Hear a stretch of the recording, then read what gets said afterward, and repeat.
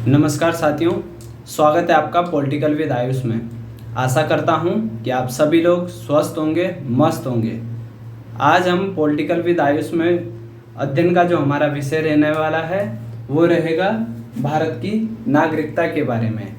पिछले अध्यायों में हमने जाना कि आखिर भारत का हिस्सा या भारत का राज्य किस प्रकार उसका निर्माण होता है, उसकी स्थापना होती है और उसके राज्य, क्षेत्र, सीमाओं में किस प्रकार से परिवर्तन किया जा सकता है और राज्यों का पुनर्गठन कब कब और किस आधार पर किया गया, ये हमने पिछली वीडियो में जाना।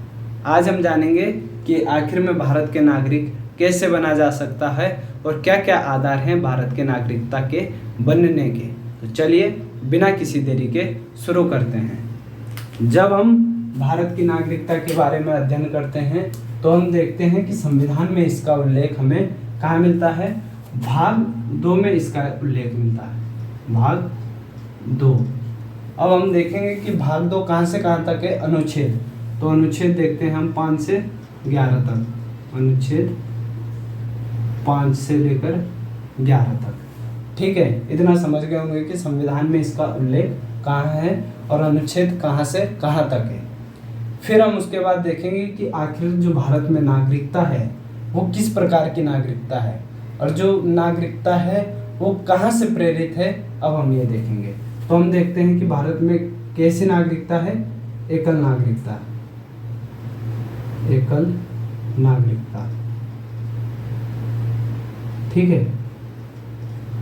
और कहाँ से प्रेरित है? तो हम देखते हैं ये ब्रिटेन से प्रेरित है। ब्रिटेन से प्रेरित है।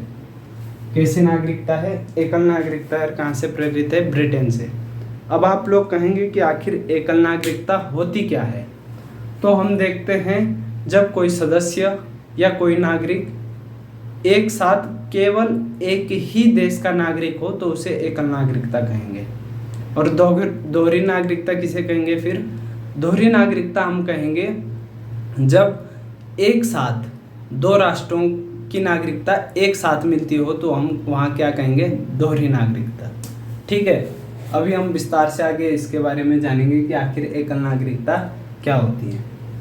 ये देख लिया हमने कि भाग 2 में है, अनुच्छेद 5 से 11 तक है। और कैसी नागरिकता है? एकल नागरिकता है। और कहाँ से प्रेरित है? तो ब्रिटेन से प्रेरित है। ठीक है, चलिए अब कहाँ अनुच्छेद पे आते हैं। पहला अनुच्छेद है 5, क्योंकि 5 से शुरुआत होती है नागरिकता की। तो हम देखते हैं अनुच्छेद 5 में क्या कह रहा है।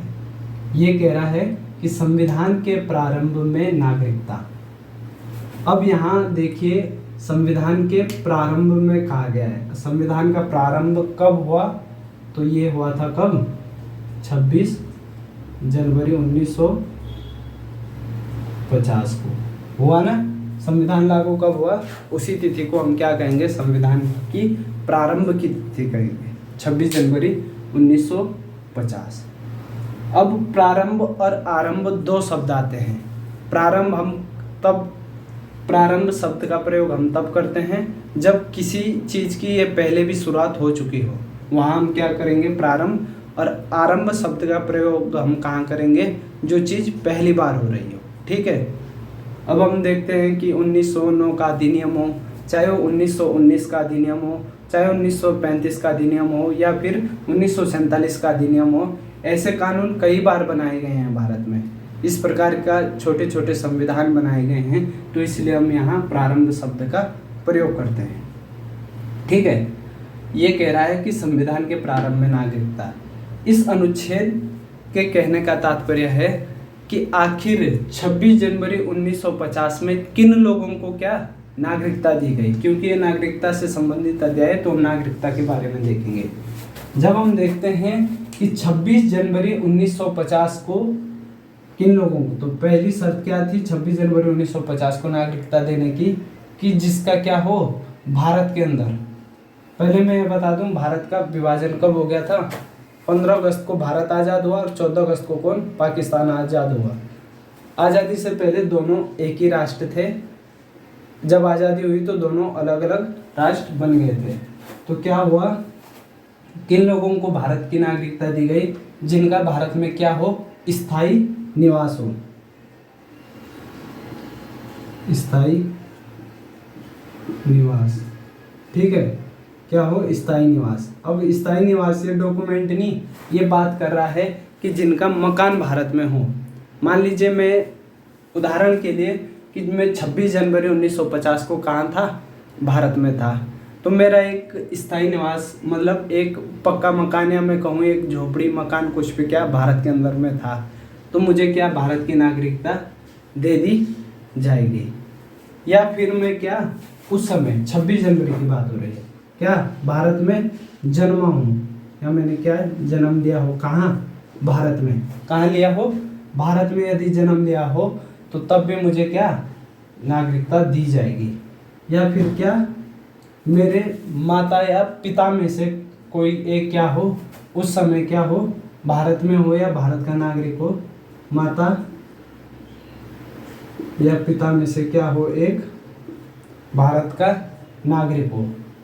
अब मान लीजिए ना तो मेरा स्थायी निवास भारत में है, ना मेरा जन्म भारत में हुआ, और ना मेरे माता पिता क्या में से कोई एक लोग क्या है भारत में नहीं है, फिर भी मुझे एक कारण और भी है जिसके तहत मैं क्या भारत की प्रारंभ में यहाँ की नागरिकता ले सकता हूँ। वो कारण क्या होगा कि संविधान लागू होने से 5 वर्ष पूर्व, लागू कब हुआ, 26 जनवरी 1950, यानी कि ये बात कर रहा है 26 जनवरी 1945 की। 26 जनवरी 1945 को ये बात कर रहा है, तो यानी कि इससे पूर्व में क्या भारत में ही निवास करता, तो मुझे क्या 26 जनवरी 1950 को क्या दी जाती, नागरिकता दी जाती। यदि मैं 5 वर्ष पूर्व यहाँ का स्थायी निवासी था तो तब दी जाती क्या नागरिकता, कब, 26 जनवरी 1950 को। इसके लिए क्या 5 वर्ष पूर्व से क्या स्थायी निवास होना चाहिए था, या मैं 5 वर्ष पूर्व तक यहाँ, कई लोग 5 मतलब 1945 इसलिए रखा गया क्योंकि 1947 में जब भारत का विभाजन हुआ तो कई लोग कहाँ पाकिस्तान में चले गए, या मैं कहूँ कई लोग अन्य देशों में चले गए, ठीक है, तो इसलिए इस वाले तथ्य को रखा गया कि 5 वर्ष पूर्व क्या भारत में निवास करता हूँ। फिर हम देखते हैं अनुच्छेद 6 क्या कह रहा है, जो लोग पाकिस्तान से भारत आते हों वो क्या होंगे, भारत के नागरिक होंगे। अब वो कौन लोग हैं जो पाकिस्तान से भारत आते होंगे, मैं थोड़ा आपको समझा दूं कि जब भारत का विभाजन कब से शुरुआत हो गई थी इसकी, कि मतलब अलग अलग पंथ के आधार पर या मैं कहूँ धर्म के आधार पर लोगों के अंदर फूट डाली गई अंग्रेज़ों के द्वारा, तो मैं कह सकता हूँ कि 1857 की वो क्रांति जिसमें कि मंगल पांडे एक मैं कहूँ आंदोलनकारी के रूप में उभर कर आए, तो उस आंदोलन के पीछे का कारण क्या था कि जो मुस्लिम और जो हिंदू लोग थे जो सेना में तत्काल समय उस समय सेना में थे, उनके लिए जो गन का प्रावधान किया गया या बंदूक का प्रावधान किया गया, तो उसमें क्या किया गया, जो हिंदू धर्म के या मैं कहूँ सनातन धर्म से संबंधित लोग थे उस सेना में, उनके लिए क्या किया गया कि वो मुंह से खोलने वाली बंदूक थी, उसे मुंह से खोलना पड़ता था, उसके बाद वो ट्रिगर दबाने पर क्या गोली चलती थी। तो उन्होंने क्या किया कि हमारी जो धार्मिक भावना है उसे भड़काने के लिए क्या किया, हिंदू लोगों को तो क्या किया कि जो गाय की चर्बी है उससे बनी बंदूकों को किसको दिया, हिंदू लोगों को, और मुस्लिम लोगों को कौन सी, सूअर की चर्बी से बनी बंदूकों को किसको दिया गया, मुस्लिमों को। फिर उसके बाद 1857 की क्रांति हुई। फिर हम देखते हैं बंगाल का विभाजन। वैसे तो अंग्रेजों का मानना था कि जो बंगाल का विभाजन हुआ वो किस आधार पर हुआ, प्रशासनिक आधार पर हुआ, कि मतलब हमें प्रशासन यहाँ समझने में और यहाँ झेलने में क्या कठिनाई का सामना करना पड़ रहा है, ये एक बहुत बड़ा क्षेत्र है इसलिए इसका विभाजन। लेकिन उनका मुख्य उद्देश्य क्या था कि इसे धार्मिक आधार पर इसे अलग किया जाए। जो पूर्वी बंगाल था वर्तमान समय में जो बांग्लादेश है वहाँ क्या मुस्लिम आबादी के लोग ज़्यादा थे, और जो पश्चिमी बंगाल है उसमें कौन से आबादी ज़्यादा थी, हिंदू आबादी। फिर हम देखते हैं कि 1906 में क्या होता है कि मुस्लिम लीग की स्थापना, ऐसे कई एक्ट कर दिए अंग्रेज सरकार ने लागू। और फिर देखते हैं हम 1940 तक क्या होता है कि मुस्लिम पृथक राष्ट्र की मांग भारत में स्पष्ट रूप से उठाई गई। फिर मोहम्मद अली जिन्ना ने क्या किया कि दो राष्ट्र का सिद्धांत दिया कि हम क्या चाहेंगे कि दो राष्ट्र हो, और ऐसे ऐसे में क्या भारत का विभाजन हुआ। तो अब ये अनुच्छेद क्या कहता है ये हमने देखना है। जो लोग पाकिस्तान से भारत आते हों वो भारतीय नागरिक होंगे। अब मैं बता दूं 20 फरवरी को एटली ने घोषणा की थी, क्या घोषणा की थी कि हम जून 1948 तक क्या करेंगे, भारत को क्या कर देंगे, आज़ाद कर देंगे। लेकिन उसके बाद आंदोलन थोड़ा उग्र हुआ तो उन्हें जल्दी ही भारत को आज़ाद करना पड़ा, और भारत कब आज़ाद हुआ, 15 अगस्त 1947 को।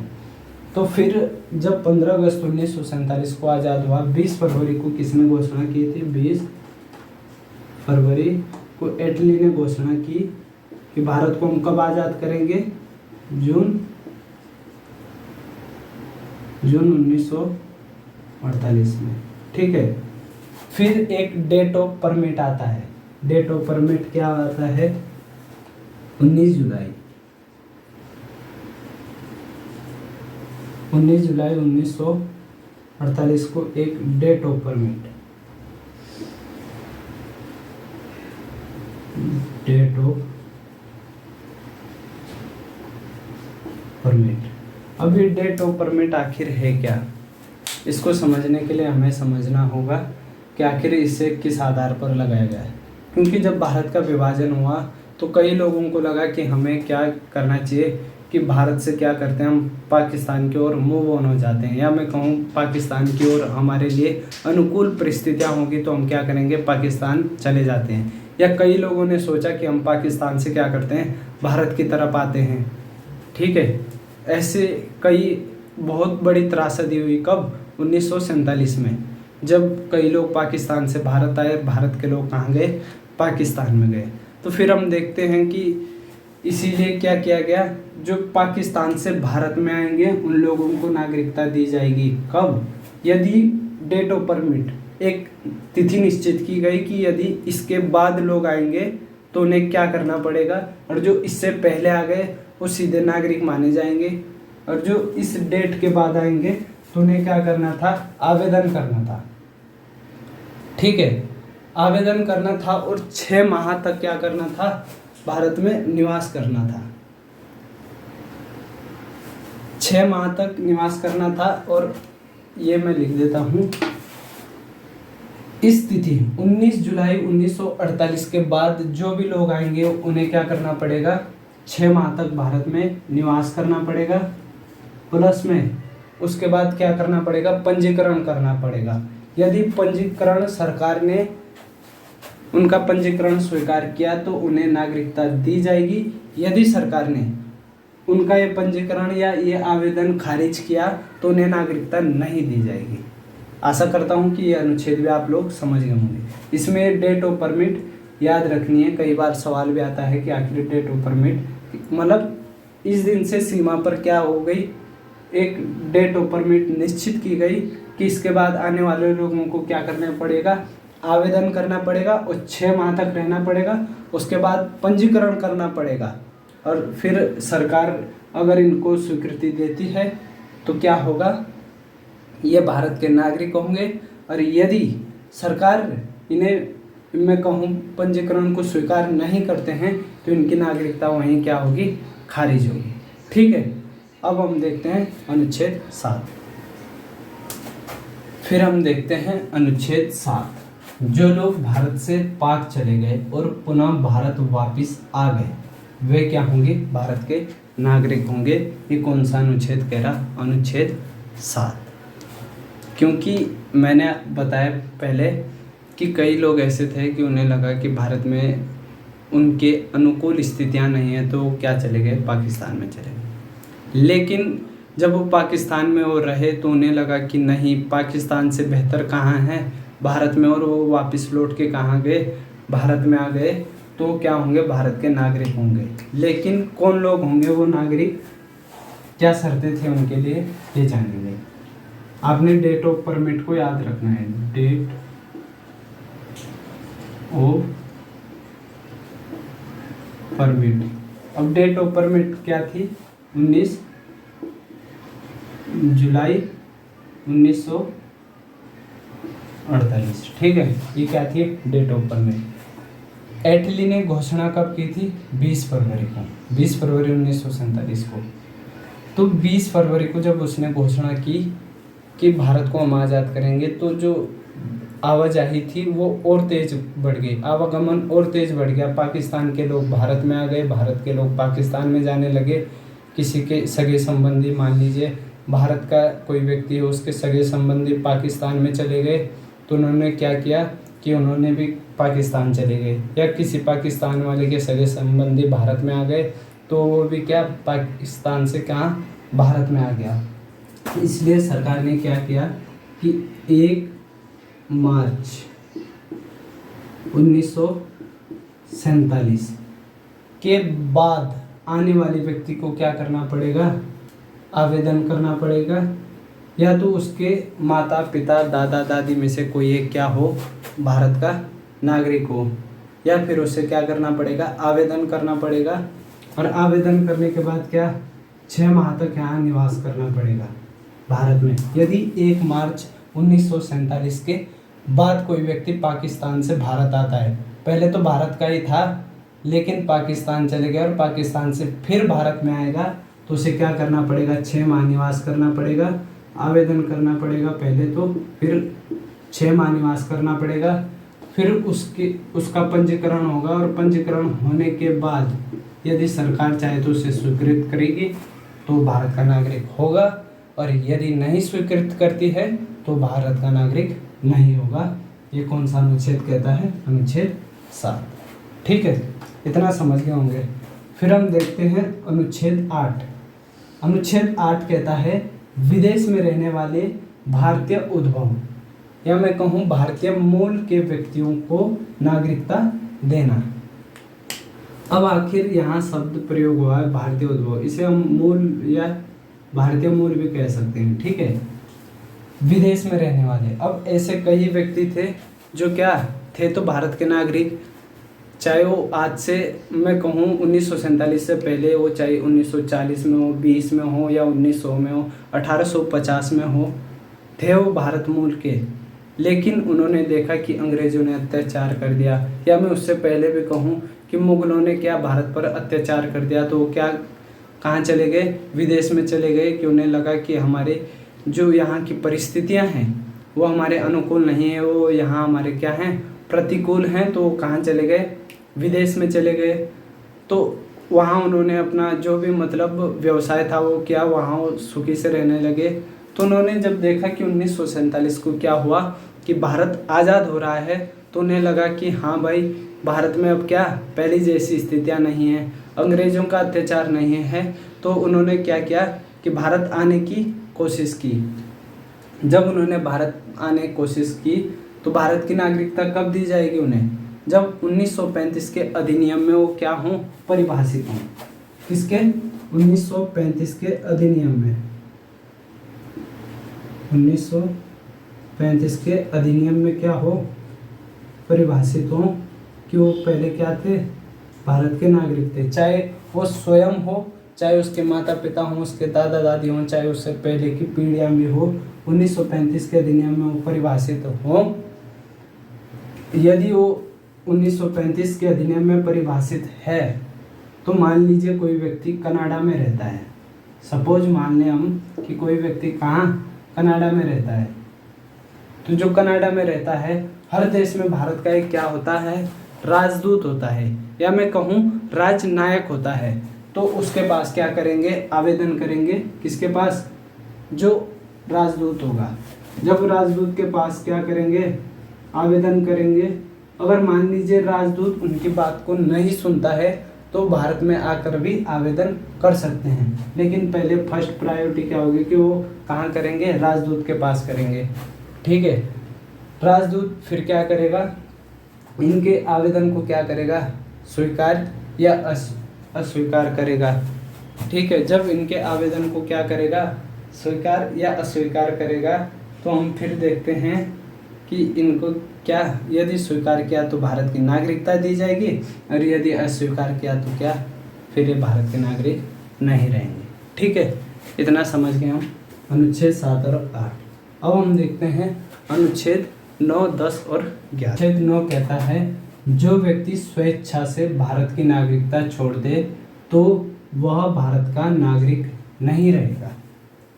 हमने स्टार्ट में पढ़ा था कि भारत में किस प्रकार की नागरिकता है, तो हमने देखा था कि भारत में एकल नागरिकता है। एकल नागरिकता का कहने का तात्पर्य है कि कोई भी व्यक्ति क्या है, एक साथ दो राष्ट्र या दो देश का नागरिक नहीं हो सकता है।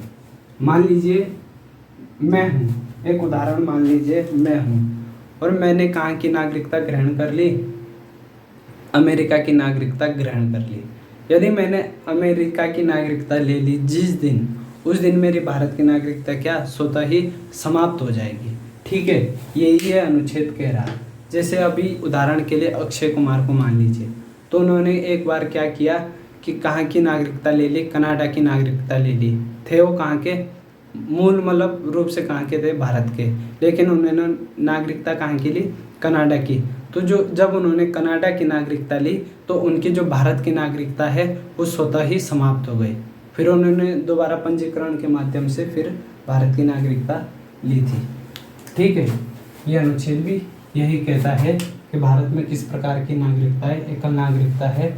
यदि कोई व्यक्ति स्वेच्छा से दूसरे देश की नागरिकता लेगा तो उसकी भारत की नागरिकता क्या हो जाएगी, समाप्त हो जाएगी। ठीक है, फिर हम देखते हैं अनुच्छेद 10 क्या कहता है कि संविधान के प्रारंभ में बने नागरिक आगे भी नागरिक रहेंगे। संविधान के प्रारंभ में कब, 26 जनवरी 1950। कौन कौन, जो हमने अभी देखा अनुच्छेद 5, 6 और 7 और 8 में जो व्यक्ति थे वो क्या आगे भी भारत के नागरिक बने रहेंगे। आप ये नहीं कि कल के दिन कोई भी सरकार या कोई अधिनियम लाए कि जो 1950 में नागरिक थे उन्हें हटा दे, ये नहीं होगा। जो संविधान के प्रारंभ मतलब 26 जनवरी को जो लोग नागरिक बन गए वो आगे भी क्या भारत के नागरिक रहेंगे। ये कौन कहता है, अनुच्छेद 10। फिर हम देखते हैं अनुच्छेद 11 में। अनुच्छेद 11 क्या कहता है कि नागरिकता के अर्जन या समाप्ति की विधि बनाने की शक्ति किसके पास होगी, संसद के पास होगी।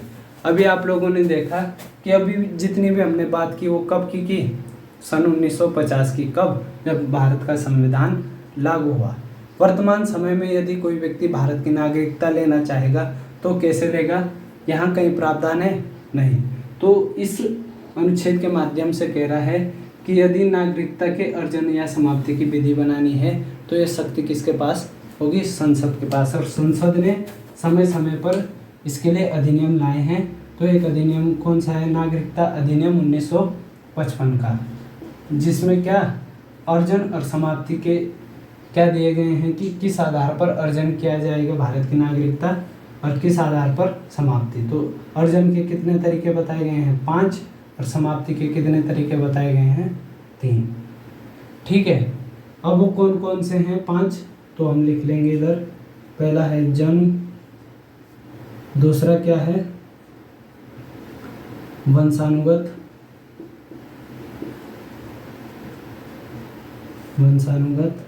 फिर तीसरा कौन सा है पंजीकरण, ठीक है पंजीकरण, और चौथा कौन सा है एक अर्जित भूमि,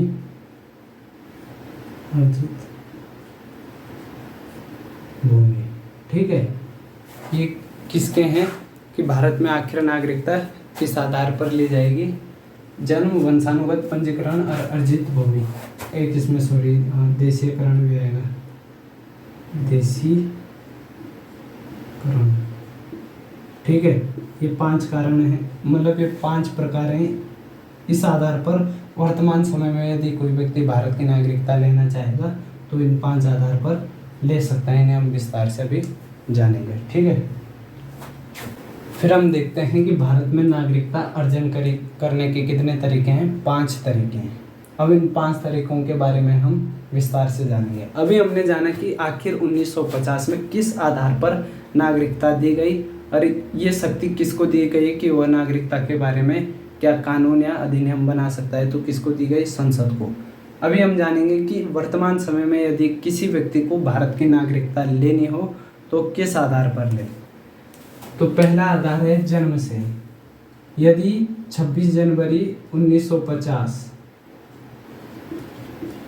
1950 के बाद कोई व्यक्ति भारत में जन्म लेता है तो वो भारत का नागरिक होगा। ये कौन कह रहा है? 1955 का नागरिकता अधिनियम कहता है कि 26 जनवरी 1950 के बाद यदि कोई व्यक्ति भारत में जन्म लेगा तो क्या होगा? भारत का नागरिक होगा। अब ऐसे में कई बार हमें दिक्कतों का सामना करना पड़ा। दिक्कतों का सामना कहने का तात्पर्य है कि जैसे मान लीजिए कोई व्यक्ति क्या भारत की नागरिकता लेना चाहता है। यदि उसकी महिला या मैं कहूँ उसकी बीवी क्या गर्भवती हो जाती थी तो क्या करता था? अपनी बीवी को क्या करता? भारत में ले आता तो उसे भारत की नागरिकता दे दी जाती, क्योंकि उसका जन्म कहाँ हुआ है? भारत में। इसलिए ऐसे कई मामले आए। इसके बाद सरकार ने क्या किया? 1987 में क्या किया? एक अधिनियम लाया। उसके माध्यम से क्या किया कि यदि कोई व्यक्ति भारत में जन्म ले रहा है, बाहर का मतलब यदि तो भारतीय का है तो उसे तो नागरिकता दी जाएगी, लेकिन यदि बाहर का है, भारत में जन्म ले रहा है तो उसके माता और पिता में से क्या होना चाहिए? भारत का नागरिक होना चाहिए, तभी उसे क्या दी जाएगी? नागरिकता दी जाएगी। ठीक है, ये कौन कह रहा है? जन्म के आधार पर नागरिकता अर्जन करने की बात हो रही है। फिर दूसरा आता है वंशानुगत। अब वंशानुगत कहने का मतलब है कि यदि कोई व्यक्ति 1950 के बाद भारत में नागरिकता लेना चाहता है, यदि तो उसके पहले क्या था कि यदि उसका पिता क्या है?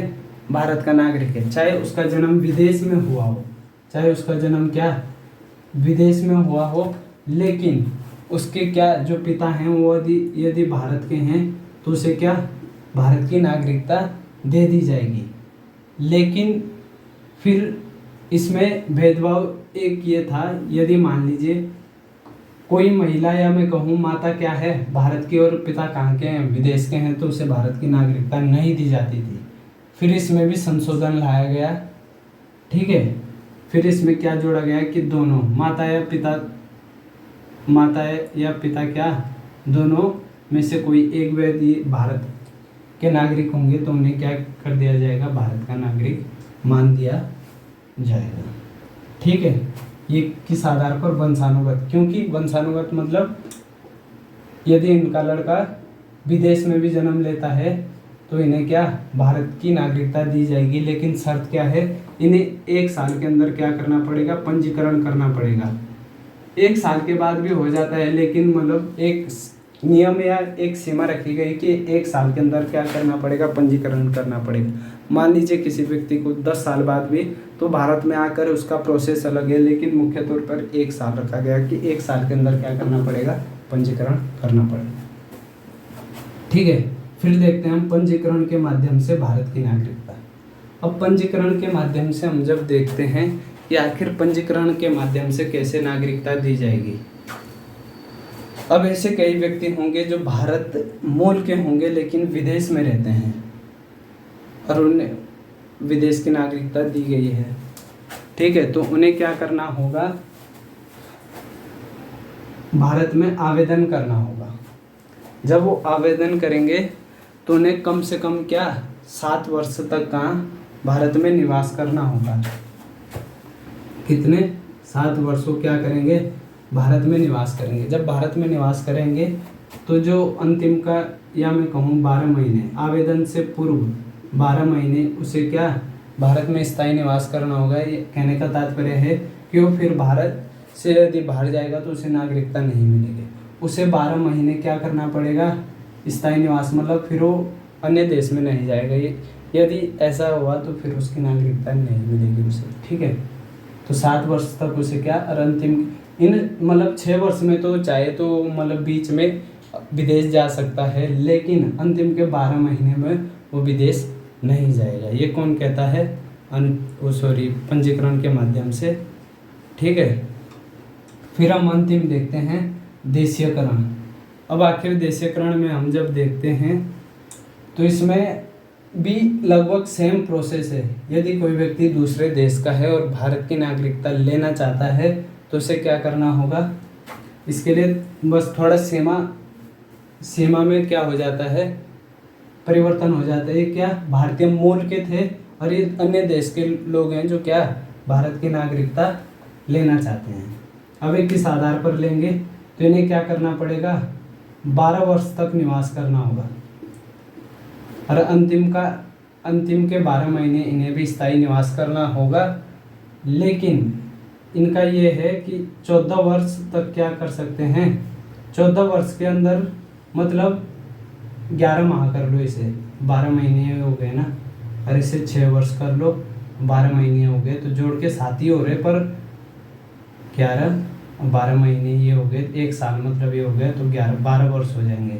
तो इन्हें 14 वर्ष में क्या, मान लीजिए अभी क्या है 2025 है, किसी व्यक्ति को इस समय नागरिकता मिली तो इसे 2024 से क्या भारत में स्थायी निवास करना होगा। ठीक है, इससे पहले कितने वर्ष, 14 वर्ष, यानी कि 2010 से लेकर वो क्या कम से कम 11 वर्ष भारत में निवास कर रहा हो। 14 वर्ष में यानी कि 3 साल, यदि वो बीच में कहीं बाहर भी गया तो रह सकता है, लेकिन 14 वर्ष के अंदर एक सीमा है, 14 वर्ष के अंदर उसे क्या 11 वर्ष कहाँ रहना पड़ेगा, भारत में रहना पड़ेगा, और अंतिम के 12 महीने स्थायी निवास करना पड़ेगा कहाँ, भारत में, तभी उसे क्या भारत की नागरिकता दी जाएगी। अब कुछ लोग ऐसे भी हैं जिसे तुरंत भारत की नागरिकता देशीयकरण के माध्यम से दी जाती है। वो कौन लोग हैं उनके बारे में जानते हैं। जो लोग मैं कहूँ कला, साहित्य, पर्यावरण, समाज सेवा,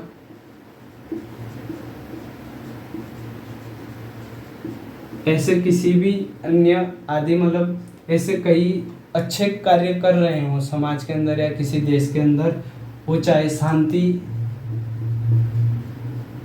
विश्व शांति के लिए काम कर रहे हो, कला के क्षेत्र में काम कर रहे हो, चाहे साहित्य के क्षेत्र में काम कर रहे हो, चाहे पर्यावरण के क्षेत्र में काम कर रहे हो, या समाज सेवा या शांति के क्षेत्र में काम कर रहे हो, तो उन्हें भारत की नागरिकता दी जाएगी। उन्हें ये वाला प्रोसेस नहीं, उन पे ये वाला प्रोसेस लागू नहीं होगा, उन पे सीधा तुरंत डायरेक्ट मतलब मैं कहूँ प्रत्यक्ष रूप से उन्हें भारत की नागरिकता दी जा सकती है। ठीक है, फिर आता है हमारा अंतिम, अर्जित भूमि।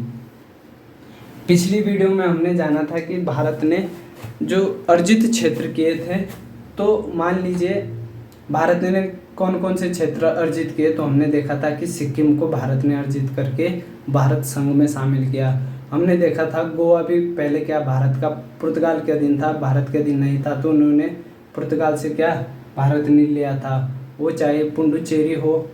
ठीक है, तो जो उस क्षेत्र में निवास कर रहे लोग हैं, मान लीजिए भारत ने 1971 में क्या 1975 में क्या किया, सिक्किम को भारत संघ में शामिल किया। तो मान लीजिए एक उदाहरण दे रहा हूँ मैं, मान लीजिए सिक्किम के अंदर 100 लोग हैं, तो ये तो भारत के नागरिक पहले नहीं थे, जब ये भारत संघ में शामिल हो गया तो इन्हें इन 100 लोगों को डायरेक्ट क्या भारत की नागरिकता दी जाएगी। किस आधार पर, अर्जित भूमि के आधार पर या अर्जन के आधार पर भारत की नागरिकता दी जाएगी। ठीक है, आशा करता हूँ कि ये वाला प्रोसेस आप लोग समझ गए होंगे कि आखिर भारत की नागरिकता किस प्रकार दी जाती है। अब हम बात करते हैं भारत की नागरिकता समाप्त कैसे होती है। अब हम देखते हैं नागरिकता को समाप्त करने के तरीके। 3 तरीके हैं नागरिकता को समाप्त करने के। पहला है स्वेच्छा से त्याग करना, दूसरा है निरसन या समाप्ति, तीसरा है वंचित होना। ठीक है, अब स्वेच्छा से त्याग करना, मान लीजिए कोई व्यक्ति है, भारत का नागरिक है वर्तमान समय में, लेकिन उसकी इच्छा है कि यहाँ मेरे लिए क्या सही स्थिति नहीं है, मैं दूसरे देश में स्थायी निवास करता हूँ और वहाँ की नागरिकता लेता हूँ, भारत की स्थिति सही नहीं है या उसे भारत में अच्छा नहीं लग रहा हो, तो क्या दूसरे देश की उसने मान लीजिए नागरिकता ले ली। तो स्वेच्छा से वो छोड़ भी सकता है। मान लीजिए मैं हूँ तो मैं अपनी देश की नागरिकता क्या स्वेच्छा से छोड़ सकता हूँ। ये मेरी एक हिसाब से स्वतंत्रता है कि मैं स्वेच्छा से अपनी नागरिकता का त्याग कर सकता हूँ, दूसरे देश की नागरिकता ले सकता हूँ। ठीक है, एक कारण तो ये हो गया क्या, नागरिकता समाप्त करने की, या मैं कहूँ समाप्ति के तरीके। ठीक है, दूसरा है निरसन या समाप्ति। मान लीजिए किसी व्यक्ति ने दूसरे देश की नागरिकता ग्रहण कर ली तो उसकी इस देश की नागरिकता क्या हो जाएगी, स्वतः ही समाप्त हो जाएगी। ठीक है, किसमें, इसमें निरसन में। यदि किसी व्यक्ति ने दूसरे देश की नागरिकता ग्रहण कर ली तो उसकी इस देश की नागरिकता क्या हो जाएगी, समाप्त हो जाएगी। ये किसके माध्यम से, निरसन के माध्यम से। तीसरा है वंचित होना। अब वंचित होना में हम देखते हैं कि कई लोगों को संसदीय विधि से क्या वंचित किया जा सकता है। अब वो कौन लोग होंगे जिनको वंचित किया जा सकता है। अभी हमने पिछले उसमें देखा कि आखिर जो नागरिकता अर्जन करने के तरीके में हमने दो कारण देखे थे या दो तरीके देखे थे, पंजीकरण और देशीयकरण। उनको कुछ स्थिति में, किनको मैं लिख देता हूँ, देशीयकरण और पंजीकरण से प्राप्त नागरिकता पर कुछ स्थितियों में इनकी नागरिकता को क्या समाप्त किया जा सकता है। ठीक है, या जन्म, वंशानुगत और अर्जित क्षेत्र वाले लोगों की नागरिकता समाप्त नहीं की जा सकती, किसी भी आधार पर समाप्त नहीं की जा सकती, लेकिन देशीयकरण और पंजीकरण की कुछ स्थितियों में खत्म की जा सकती है। या 1950 के अधिनियम वालों की भी खत्म नहीं की जा सकती है। ठीक है, संविधान के प्रारंभ में जिन लोगों को नागरिकता दे दी गई है उन लोगों की नागरिकता भी समाप्त नहीं हो सकती है। हमने नागरिकता में पूर्ण रूप से जान लिया है कि आखिर नागरिकता किस प्रकार से अर्जन की जाती है और किस प्रकार से भारत की नागरिकता को क्या समाप्त किया जा सकता है। अनुच्छेदों के माध्यम से भी समझा कि किस अनुच्छेद में क्या उल्लेख मिलता है नागरिकता के बारे में। आशा करता हूँ कि आप सभी लोगों को यह वीडियो पसंद आई होगी। पसंद आई है तो इस वीडियो को अधिक से अधिक शेयर करें और चैनल को सब्सक्राइब जरूर करें। जय हिंद, जय भारत।